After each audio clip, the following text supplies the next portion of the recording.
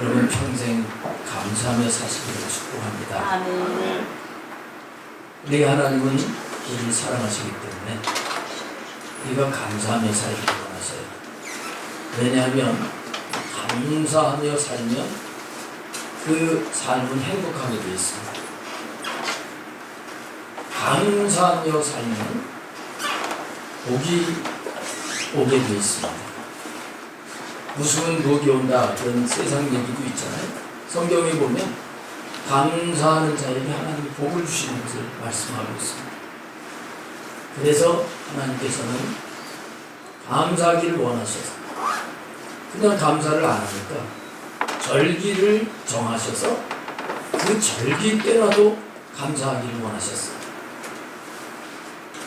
구약 이스라엘 백성들에게는 하나님께서 7가지 절기를 주시는데 이 7가지 절기는 다 명절입니다. 그래서 기뻐하며 하나님의 은혜를 감사하는 그런 절기예요. 그런 가운데 오늘 본문 말씀을 보게 되면 하나님께서는 2가지 절기를 간단하게 말씀을 하시고 있습니다.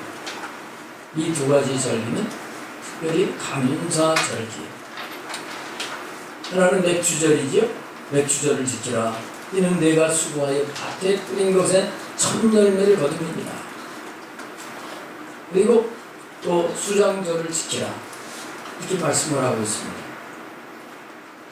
근데 여기 2가지 감사절기는 다 논밭에 곡식을 수확해서 그 감사하는 그런 절기지요. 그렇다면 오늘 우리에게는 필요 없는 것 같습니다. 이때 당시에는 농경사회이기 때문에 수확이라고 하는 것이 논에서 논밭에서 농사를 지어서 수확을 얻는 것, 또 양, 소를 길러가지고 수확을 얻는 것, 이게 거의 전부였던 것이에요. 그러나 오늘날은 그렇지 않죠. 다양한 직업 속에서 다양한 그 사회 구조 속에서 하나님께서는 우리가 살 수 있게 하시는 이런 것들이 분명히 넘치는데 이것을 감사하기를 원하십니다. 더 나아가서 우리는 이 맥주절의 영적인 의미, 우리에게 무엇을 원하시는지 이것을 알고 하나님 앞에 감사할 수 있어야 되겠습니다. 다른 절기보다도 이 맥주절은 성경에 보게 되면 그 이름이 유난히 많아요. 6월절은 6월절 한 가지입니다. 근데 맥주절은 맥주절, 칠칠절, 초실절, 오순절 이름이 유난히 많습니다.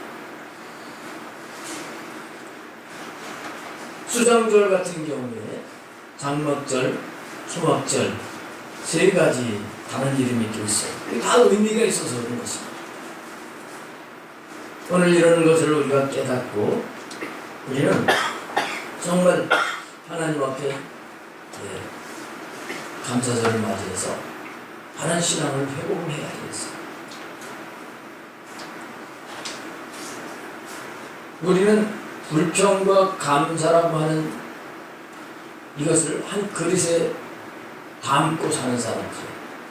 이 마음의 그릇에는 2가지가 있는 거죠. 감사할 수 있고 불평할 수 있고. 똑같은 상황인데 똑같은 가정에서 살더라도 어떤 사람은 불평하는데 어떤 사람은 감사할 수 있잖아요. 그 마음의 그릇에 있는 이 불평과 감사, 어떤 사람은 감사를 꺼내서 감사하다, 고맙다. 어떤 사람은 원망하고 불평을 합니다. 왜 이럴까요? 여러분, 신앙이 없는 사람들은 불평, 또 원망, 또 근심, 걱정, 이런 것들을 자주 꺼내서 씁니다. 그러나 신앙이 좋은 사람은 감사,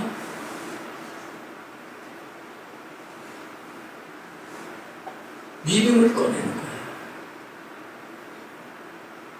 그래서 저는 이 시간에 맥주감사절을 맞이하면서 우리가 이 맥주감사절에 반드시 소유해야 될 신앙이 뭔가, 이 신앙을 확실하게 소유한다고 하면 우리는 이 신앙이 좋은 사람으로서 감사하면서 정말 하나님이 기뻐하시고 그 삶에서 승리하는 이 삶을 살게 될 줄로 믿습니다. 자, 우리는 무슨 신앙을 가져야 될까? 첫째가 감사절이니까 감사신앙을 가져야 돼요. 믿는다고 다 감사신앙을 가진 게 아닙니다. 감사신앙을 가져야 돼요. 무엇을 감사할까? 내가 농사를 짓기를 했나? 이 신앙이 없으면 금년도에 가서 정말 세상 사람들처럼 재수없게 뭐 하는 것도 다 안 되고 뭐가 감사하냐 이럴 수 있습니다. 그러나 신앙이라고 하는 것은 하나님과의 관계잖아요. 그러니까 하나님과의 관계 속에서 감사가 나와야 되는 거예요. 근데 우리는 하나님을 제쳐놓고 나의 세계, 나의 환경, 그 속에서 내가 원하는 것이 된 것에서 감사를 찾으려고 하는 그런 성향이 참 많습니다. 맥주감사절은 그게 아닙니다. 여러분 생각해 보세요. 이 맥주감사절의 시작은 구약의 이스라엘 백성들이 애굽에서부터 나온 데서부터 시작되는 거예요. 출애굽기 1장에 보게 되면 이스라엘 백성들이 애굽에서 사는데 점점 번성하니까 애굽 사람들이 두려워하기 시작합니다. 만약에 우리나라가 다른 나라하고 전쟁을 하게 되면 이 사람들이 적군편에 서가지고 우리나라가 어려워지면 어떻게 하겠느냐, 이런 두려워하는 마음이 생겨가지고 이스라엘 백성들을 압제하기 시작합니다. 너무너무 고통스러우니까 이 백성들이 하나님 앞에 부르짖어 기도해요. 하나님은 그 기도를 들으시고 모세를 준비하셔서 모세를 이제 이스라엘을 구원한 지도자로 삼으십니다. 모세가 하나님의 부름을 받아가지고 애굽왕 바로 앞에 나갑니다. 나가면서 기적과 같은 10가지 재앙을 일으키죠. 그 재앙 가운데 마지막 재앙이 모든 장자는 사람이든 짐승이든 다 죽음의 사자가 죽이는 재앙을 내리는 겁니다. 근데 이스라엘 백성들은 하나님께서 말씀을 하시는 거예요. 너희들은 양을 1년 된 어린 양을 잡아가지고 그 피를 문설주 문인방에다 발라라. 이스라엘 백성들은 전부 순종했습니다. 근데 그날 밤에 애굽 나라의 모든 장자들은 다 죽었지. 모든 가축들의 첫 새끼들은 다 죽었습니다. 근데 이스라엘 백성들은 하나도 죽지 않았어요.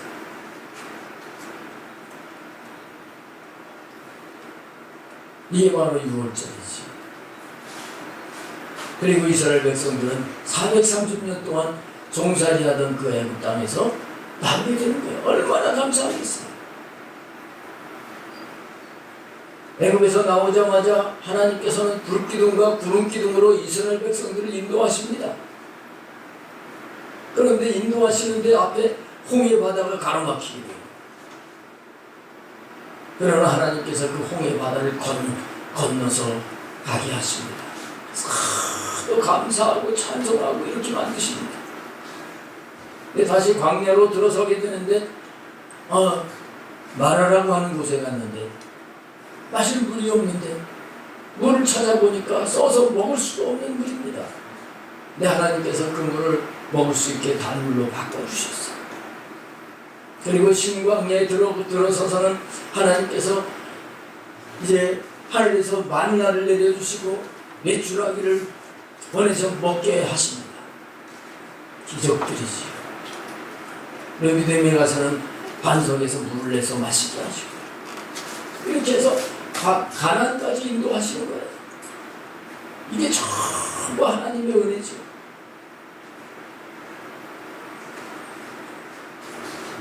하나님께서는 지금 아직 이 출애굽기 말씀은 가나안 땅에 들어오기 전이에요.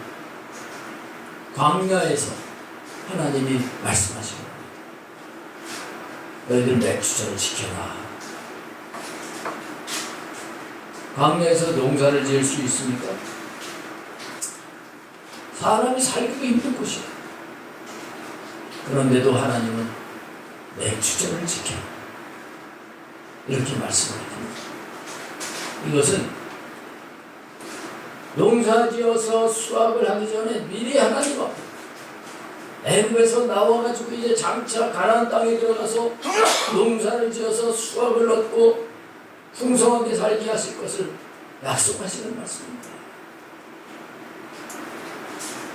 그래서 우리는 맥주절에 무슨 감사의 신앙을 가져야 되느냐?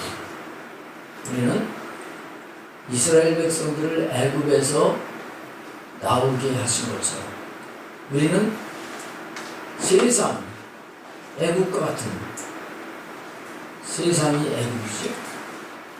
그리고 세상을 주관하고 있는 마귀가 바로 임금과 같은 겁니다. 우리는 저 세상에서 마귀의 종살이를 하던 우리를 어린 양 예수 그리스도의 십자가의 보혈로 구원해 주신 것, 여기서부터 감사가 일어나야 됩니다. 이 감사서부터 시작을 해야 됩니다.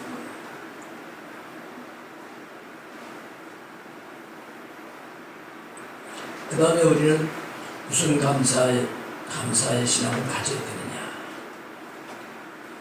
하나님께서 나를 예수님 믿고 죄사함을 얻게 하신 후에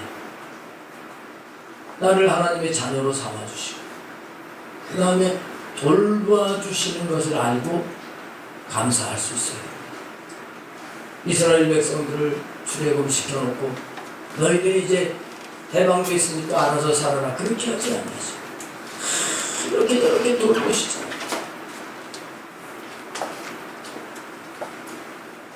우리도 하나님이 돌봐주시는 은혜를 알아야 되는데 그걸 참 잊고 그걸 보지 못하고 사는 부분이 참 많습니다.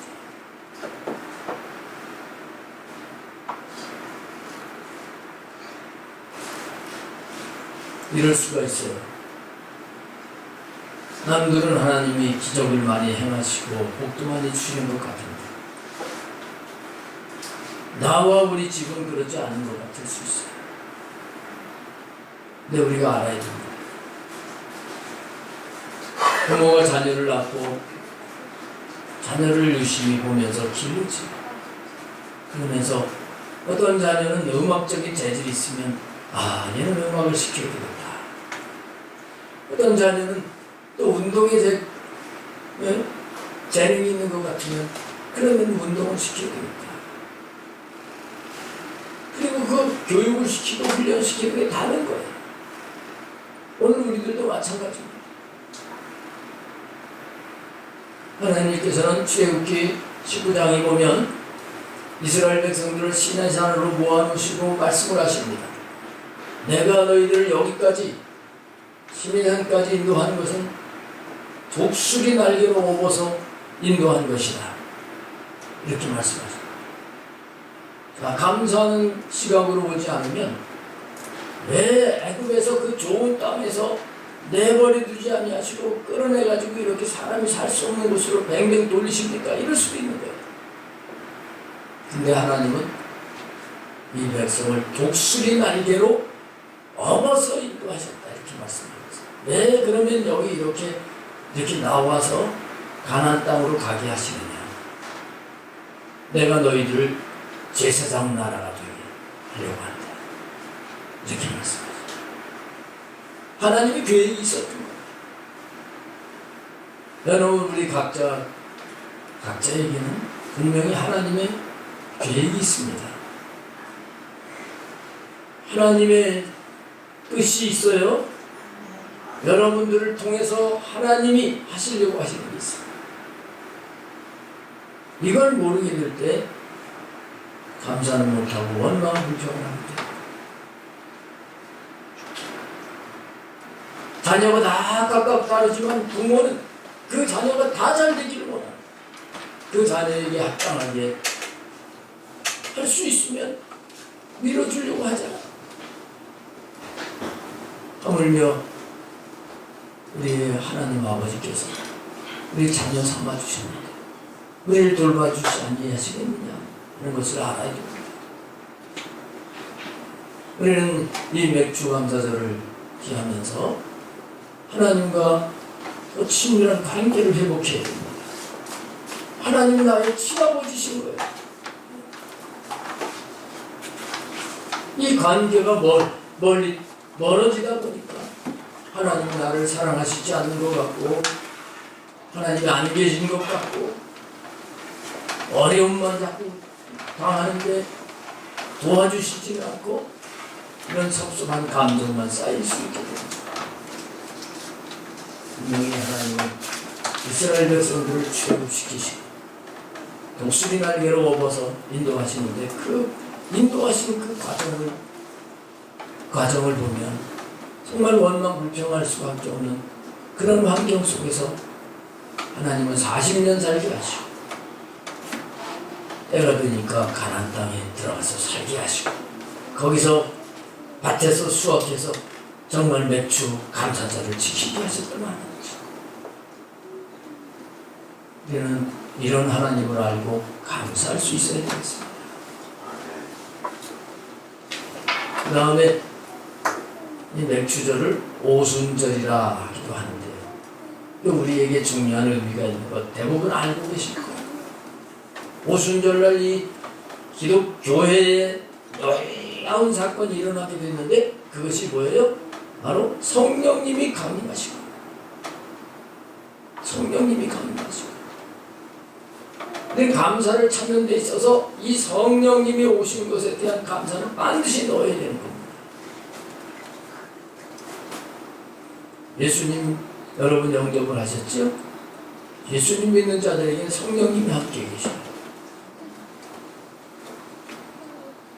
이 성령님이 오셔가지고 우리를 도와주시는 이걸 알아야 감사가 되는 거예요. 성령님이 하시는 일은 참 다양합니다. 성령님이 하시는 일 좀 몇 가지 꼽아볼까요? 성령님이 하시는 일 가운데 하나가 깨닫게 하시는 거예요. 깨닫게. 잘못하면 깨닫게 되죠? 잘못하면 깨닫게 돼요. 이게 성령님이 하시는 거예요. 보혜사 성령님은 죄에 대하여, 의에 대하여, 심판에 대하여 책망하신다고 우리에게 오셔가지고 우리 양심에다가 너 그러면 되느냐? 그래 어쩌 깨달아? 아, 내가 이러면 안 되지. 이게 은혜예요. 그러지 않는다고 하면 그냥 죄악 길로 가가지고 점점 하나님의 약속과 멀어지게 될 수밖에 없습니다. 또 그뿐만 아니에요. 성령님이 하시는 일은 우리의 마음을 감화, 감동을 시켜주시는 거예요. 감화, 감동. 지금 이 시간에도 우리의 마음을 움직이시는 분이 성령님이신 겁니다. 깨닫게만 했는데 마음이 움직여주지 않는다면 어떻게 되겠어요? 설교를 들으면서 내가 감사를 못했구나. 성령님이 감사 못하고 불평하고 근심 걱정 속에 살던 그런 것을 깨닫게 하셨다. 내 마음이 뭉클해지면서 이제는 감사해. 보내주신 것만 해도 감사하지.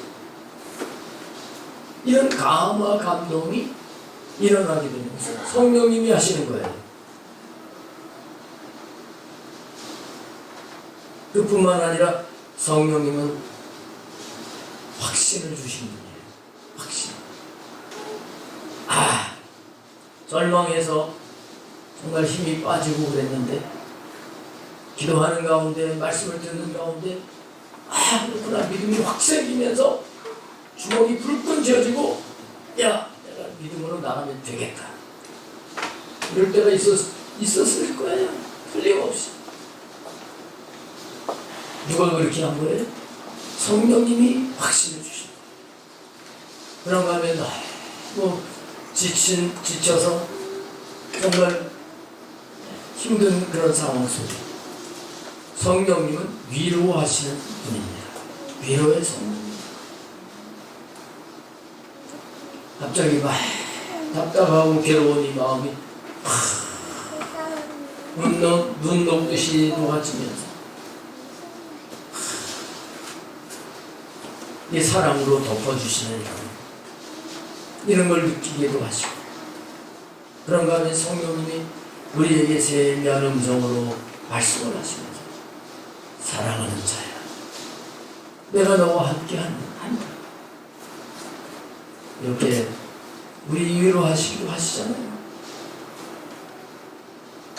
그뿐만 아니라 성령님은 우리가 변화되어 가도록 하시고 그래서 영적으로 자꾸 성장하게 하시는 분이 성령님이에요. 우리의 갈 길을 인도하시는 분이 성령님이에요. 그리고 우리로 하여금 이제 하나가 되게 하시는 분도 성령. 그리고 내가 저 영혼을 구원해야지 전도해야지 하면서 우리를 나가서 전도하게 하시는 분이 성령님이시고요. 성령님의 은혜가 너무 큽니다. 감사할 거 없다고 그러지 말고 오순절 성령을 보내주시고 이 은혜에 감사하며 사시기를 주님의 이름으로 축복합니다. 우리는 맥주절을 기해서 감사신앙을 회복해야 돼요. 감사신앙을 가져요. 그 다음에 두 번째 가져야 될 신앙은 뭐냐? 맥주절에 우리는 부활신앙을 소유해야 돼요. 부활신앙을 소유해야 돼요. 맥주절을 초실절이라고 하기도 하지만 초실절. 여기 깊은 의미가 있어요. 처음, 열매. 이게 맥주절입니다. 이것은 실제로 제일 먼저 거두는 곡식이 보리입니다. 그래서 보리 맥자를 써서 맥주절이라고 합니다. 그러나 영적인 의미로는 초실절은 부활을 말씀합니다. 고린도전서 15장 20절에 보면 그리스도께서 잠자는 자들의 첫 열매가 되셨도다 이렇게 말씀합니다. 놀라운 일이죠. 예수님이 죽으셨다가 부활하셨는데 이것이 죽은 자들의 부활의 첫 열매시라는 거예요. 그리고 22절에 넘어가서 보게 되면 부활의 순서를 말씀을 하십니다. 아담 안에서 모든 사람이 죽은 것 같이 그리스도 안에서 모든 사람이 삶을 얻으리라. 그러나 각각 자기 차례대로 되리니 먼저는 첫 열매인 그리스도요 다음에는 그가 강림하실 때 그리스도에게 속한 자요 그 후에는 마지막이니 그가 모든 통치와 모든 권세와 능력을 멸하시고 나라를 아버지 하나님께 바칠 때라 그가 모든 원수를 그 발 아래 둘 때까지 반드시 왕노로 타시리니 맨 나중에 멸망받을 원수는 사망이니라. 이렇게 말씀을 합니다. 이 부활의 순서를 쭉 말씀을 하시는데 첫 번은 예수 그리스도시고, 그 다음에는 예수 그리스도 안에 있는 사람들이 부활할 것이고, 그리고 그 후에 세 번째 이제 마지막 부활이 있는데, 그것은 마지막 심판 하실 때, 그때 이제 부활이 있을 것을 말씀하고 있습니다. 그래서 우리는 이 맥주절을 지키면서 무슨 신앙을 회복해야 되겠습니까? 부활신앙. 그 부활신앙 가운데서도 부활의 순서가 있는데, 첫째 부활이 좋을까요? 둘째 부활이 좋을까요? 첫째 부활이 좋을까요? 첫째 부활의 신앙을 소유하는 은혜가 있기를 주님의 이름으로 축복합니다. 이 첫째 부활에 참여하는 자가 복이 있습니다. 요한계시록 14장 1절부터 5절에 보면 첫째 부활에 참여하는 자들은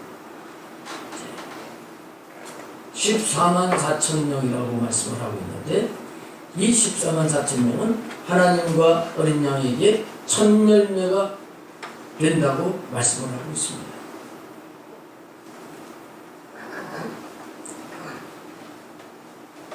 사도 바울은 고린도전서 15장 50절부터 58절 그 사이에 1절부터 계속 부활에 대한 말씀을 하시지만, 이 뒷부분에 가서 아주 분명하게 이렇게 말씀을 하십니다.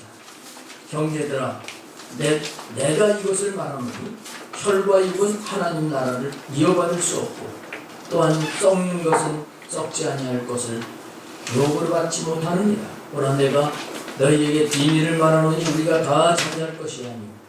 마지막 나팔의 순식간에 호련이 다 변화되리니, 나팔 소리가 나매 죽은 자들이 썩지 아니할 것으로 다시 살아나고 우리도 변화되리라. 이 썩을 것이 반드시 썩지 아니할 것을 입겠고, 이 죽을 것이 죽지 아니함을 입으리로다. 이렇게 쭉 말씀을 하십니다. 분명히 그리스도 안에 속한 자는 원하게 되고요. 그리고 그 부활 가운데 첫째 부활에 참여하는 자가 더 복이 있는 것입니다. 왜 더 복이 있느냐? 누가복음 19장에 보면 예수님께서 열 문화의 비유로 앞으로 어떤 세계가 이루어질 것인가 하는 걸 말씀을 하셨어요. 주인이 왕이 종들에게 각각 한 문화씩 나눠줬습니다. 근데 이제 결산할 때가 돼가지고 그들이 돌아왔는데, 어떤 사람은 한 문화를 받았는데 10문화를 남긴 거예요. 그때 주인이 이렇게 말을 합니다. 잘하였다, 착한 종이. 내가 지극히 작은 것에 충성하였으니 10고을 권세를 차지하라. 이렇게 말씀하실 거죠. 두 번째 사람이 왔습니다. 한 문화로 5을 남긴 겁니다. 너는 5고을을 차지하라. 주님이 이렇게 말씀하셨어요. 부활이 다 똑같은 게 아니라는 거예요. 영광의 차이가 다르다는 것을 분명히 말씀하고 있습니다.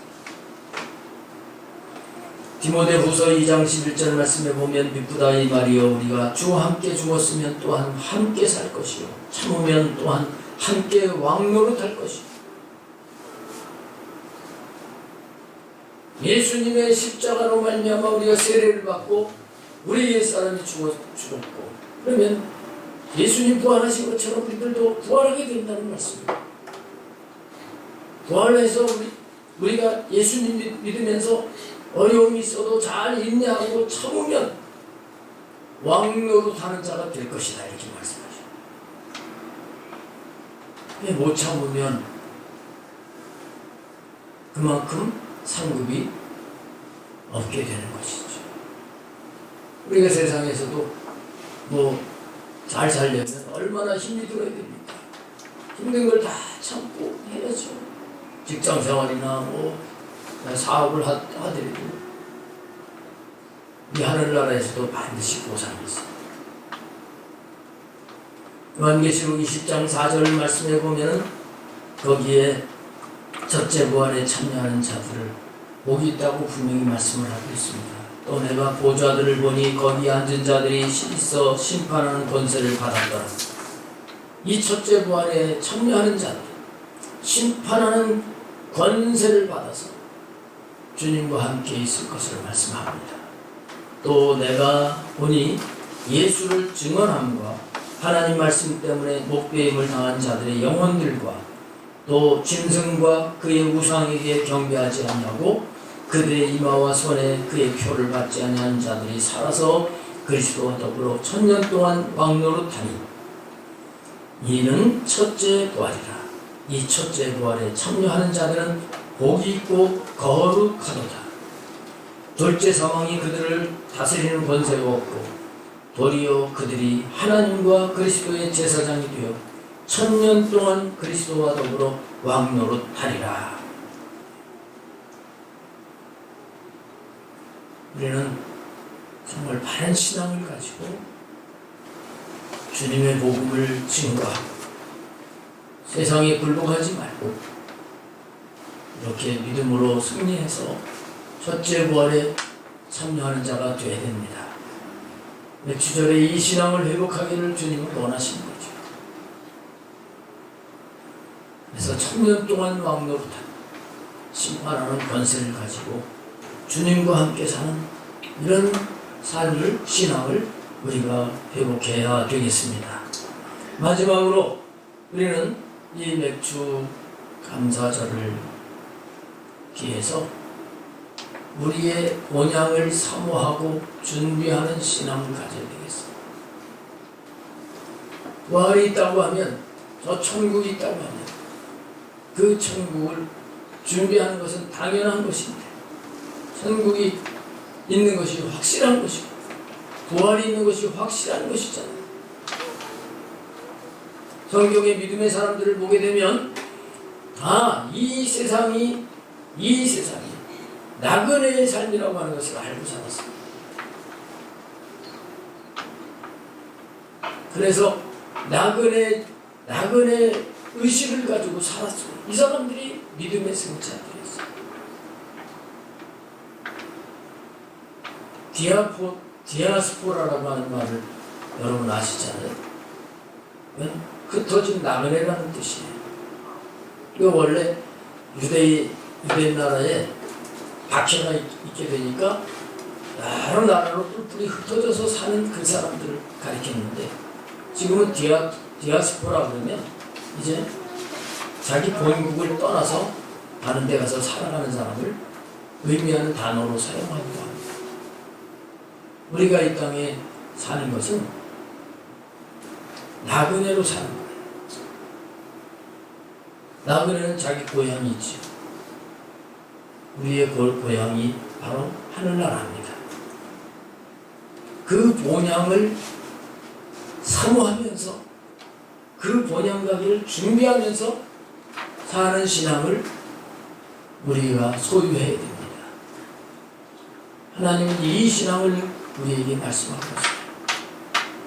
믿음의 조상 아브라함은 그가 하나님의 부름을 받고 가나안까지 와서 큰 과정을 거쳤죠.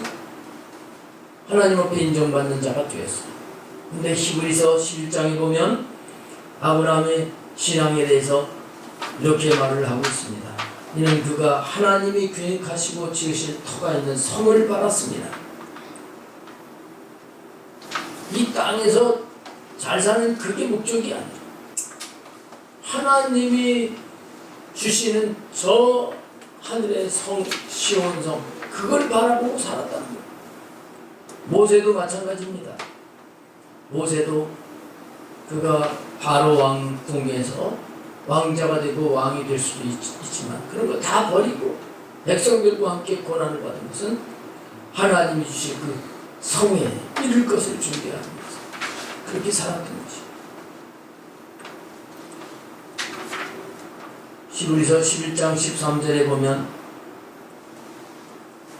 이 사람들은 다 믿음을 따라 죽었으며 약속을 받지 못하였으되 그것들을 멀리서 보고 환영하며 또 땅에서는 외국인과 나그네임을 증언하였으며 그들이 이같이 말하는 것은 자기들이 본향 찾는 자임을 나타냅니다.